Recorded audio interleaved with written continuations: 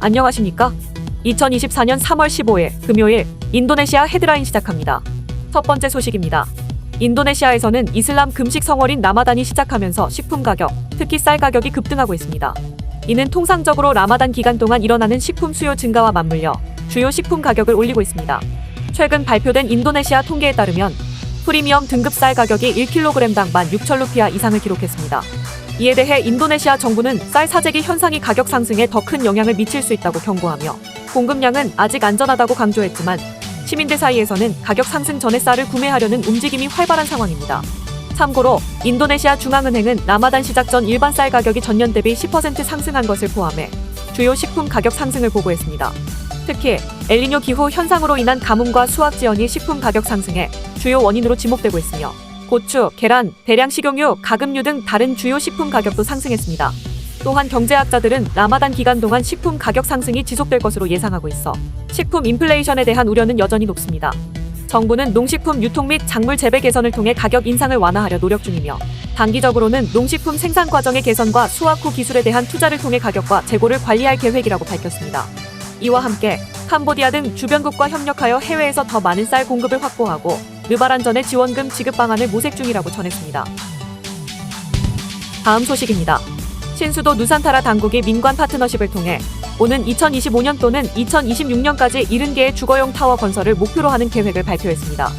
해당 계획은 국가 보증하에 진행되며 건설은 현지 및 외국 기업에 의해 이루어질 예정입니다. 완공된 타워는 공무원, 경찰, 군인들에게 할당되며 국가 예산을 통해 대금이 지급됩니다.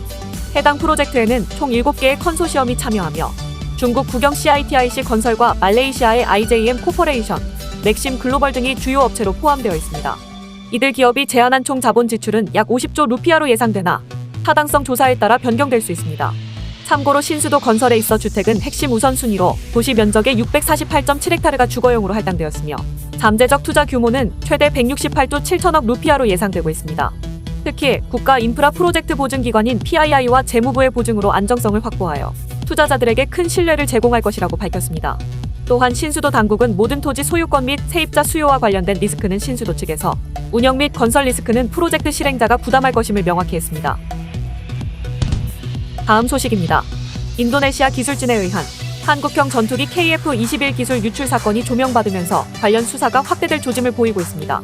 경찰은 인도네시아 용의자가 시도한 기밀 자료의 외부 유출을 조사 중이며 추가적으로 다른 인도네시아 기술진의 가담 가능성에 주목하고 있습니다. 지난 1월 인도네시아 기술자가 비인가 USB를 소지한 채 적발되었으며 이후 35일간의 조사 끝에 경찰 수사가 요청되었습니다. 조사 과정에서 또 다른 가담 용의자도 유출 시도에 관여한 혐의가 드러났습니다. 특히 USB에는 KF-21의 설계 도면과 함께 다수의 인도네시아어로 작성된 보고서가 포함되어 있어 수사 대상이 더욱 확대될 가능성이 제기되고 있습니다. 합동조사단은 최초 용의자가 시도한 USB 내에는 최소 4,000건에서 최대 6,600건의 자료가 담겨 있었다고 밝혔습니다. 이 중 유의미한 내용은 10건 미만이었으나 무단으로 촬영된 KF-21 설계 도면도 포함되어 있는 것으로 확인되었습니다. 해당 사건은 KF-21의 핵심 기술인 3차원 모델링 프로그램 카티아에 대한 유출 의혹도 함께 제기되었습니다. 경찰의 포렌식 및 과학 수사를 통해 USB 내 자료의 축적 기간 및 실제 유출 범위 등이 명확히 밝혀질 예정입니다. 경찰은 이번 사건이 단순한 개인의 일탈이 아닌 조직적이고 계획적인 기술 유출 가능성을 염두에 두고 광범위한 조사를 진행할 예정입니다. 다음 소식입니다. 에릭 토이르 국영기업부 장관은 직원들의 건강을 위해 새로운 복지 정책을 발표했습니다. 해당 정책은 직원들에게 금요일 휴가를 포함하여 3일의 긴 주말을 제공하는 것을 목표로 합니다. 에릭 장관은 이번 조치가 특히 젊은 세대 직원들 사이에서 증가하고 있는 정신건강 문제에 대응하기 위해 도입되었다고 밝혔습니다.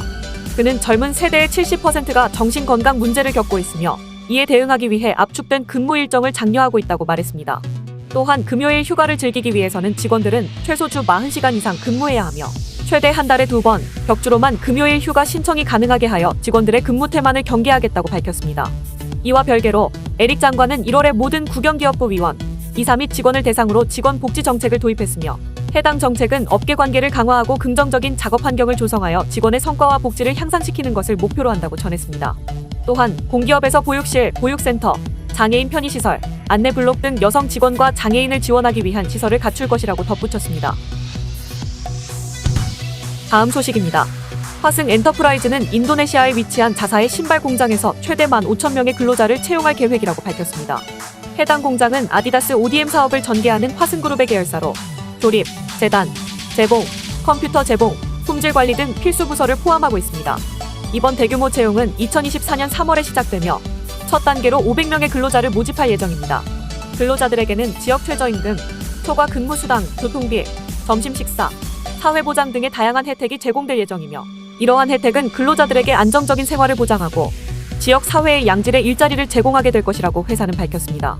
이번 채용 계획은 회사의 확장 의지와 더불어 지역 경제 활성화에도 긍정적인 영향을 미칠 것으로 기대되고 있습니다. 한편 아디다스 운동화 주문량 증가에 따라 지난 1월 중부자바 지역의 생산 라인 증설 계획을 세운 화승 인도네시아는 동남아시아 지역에서 주요 아디다스 스포츠화 생산 업체로 자리매김하고 있으며 아디다스 공급사 가운데 2위에 해당하는 규모를 지닌 것으로 알려졌습니다. 다음 소식입니다. 수마트라 섬에서 발생한 홍수와 산사태로 인해 사망자 수가 26명으로 늘어났으며 11명이 실종된 상태입니다. 이번 재난은 서부 수마트라주 남부 페시르 리젠시에서 시작되었으며 지난 7일부터 이어진 폭우로 인해 약 7만 5천 명의 주민이 임시 대피소로 피신해야 했습니다. 또한 수테라 지역에서는 약 200가구가 고립된 상황입니다. 현재 수색 및 구조 작업에는 150명의 서부 수마트라 지역 재난단체 소속 구조대가 참여하고 있으며 산악 지역의 특성상 산사태 피해 지역 접근이 어려운 상황입니다. 참고로 인도네시아는 우기 동안 산사태 발생이 잦은 국가로 알려져 있으며 삼림 벌채로 인해 이러한 문제가 더욱 악화되고 있습니다. 지난해 12월에는 수마트라 토바 호수 인근에서 산사태와 홍수로 인한 사망 사건이 발생한 바 있습니다. 이번 재난으로 인해 수만 명의 주민이 대피하는 등 해당 지역에 큰 피해가 발생하였고 특히 계속해서 많은 비가 내리고 있어 추가적인 피해가 우려되고 있으며 구조 작업에 어려움을 겪고 있는 상황입니다. 다음 소식입니다. 바티게어 소속 기장과 부기장이 승객 153명을 태운 채 운항 중 동시에 잠이 들어 비행기가 항로를 이탈하는 사고가 발생했습니다. 해당 사건은 지난 1월 25일 발생했으며 당시 비행기는 자카르타에서 술라웨시 섬 남동부의 할로올레오 공항으로 향하고 있었습니다. 국가교통안전위원회의 조사에 따르면 이륙 30분 뒤 기장은 휴식을 취하겠다며 부기장에게 조정권을 넘기고 잠을 잤지만 조정권을 받은 부기장 역시 잠에 들었습니다. 이로 인해 28분 동안 항로 이탈 및 항공교신이 중단되었습니다.